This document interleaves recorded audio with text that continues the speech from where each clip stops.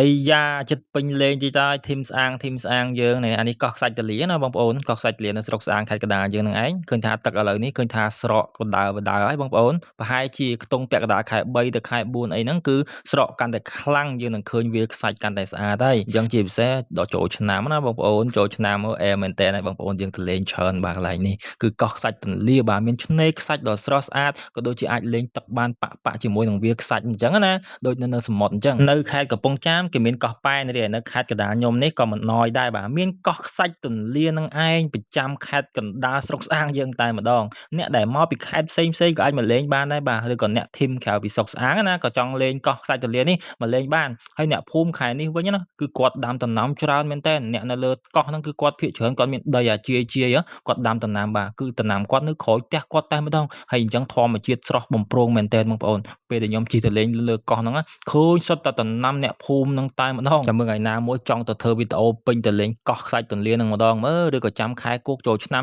ហើយអីចាំទៅហ្នឹងបងប្អូនថតឲ្យបងប្អូនមើលពីទិដ្ឋភាពកោះខ្សាច់ទន្លាក៏ដូចជាឆ្នេរខ្សាច់ដ៏ស្រស់ស្អាតនៅពេលដែលទឹកគោកតិចទៀតណាបងប្អូនយើងទៅលេងទឹកច្រើនមែនទែនហើយបងប្អូនយើងដែលចង់ទៅលេងអីឥឡូវហ្នឹងក៏អាចទៅលេងបានដែរដោយសារគេមានកញ្ចុះខ្លះហើយបងប្អូននេះគឺជាដនៅចិត្តកោះហ្នឹងគឺគេហៅថាដក្បាលកោះហ្នឹងបងប្អូនប្រហែលជាស្គាល់ហើយអ្នកស្រុកស្អាងភាគច្រើនគឺគាត់ស្គាល់ហើយពួកបងប្អូនអ្នកនៅថយកើតថយលិចត្រូវឆ្លងទៅមកអត់មានស្ពានទេត្រូវឆ្លងដងឯងគឺមានដក្បាលកោះដស្វាយធនីដព្រែកតូចដអង្ប៉ាងអីអញ្ចឹងណាហ្នឹងហើយបងប្អូនទាំងអស់គ្នាចូលចិត្តឆ្លងដមួយណាជាងគេបាទហើយបើនៅកោះខ្សាច់ទលានេះគឺមានដមួយដែរបាទតែមិនដឹងដឈ្មោះអីទេដោយសារ admin អត់ដែរឆ្លងញឹកញាប់អញ្ចឹងក៏អត់បានមើលឈ្មោះអត់បានចាំឈ្មោះដែរអញ្ចឹងបងប្អូនដែលដឹងបាទដដែលឆ្លងទៅកោះខ្សាច់ទលាហ្នឹងគេហៅឈ្មោះអ្វីដែរជួយ comment ប្រាប់នៅខាងក្រោមឲ្យបងប្អូនទាំងអស់គ្នាបានដឹងផងដើម្បីទៅលេងចូលឆ្នាំទាំងអស់គ្នាជាពិសេសពាក់កណ្ដាលខែ3ហ្នឹងទៅគឺអាចលេងបានហើយអរគុណបងប្អូនបាយបាយឆ្លាញ់បងប្អូនទាំងអស់គ្នាជប់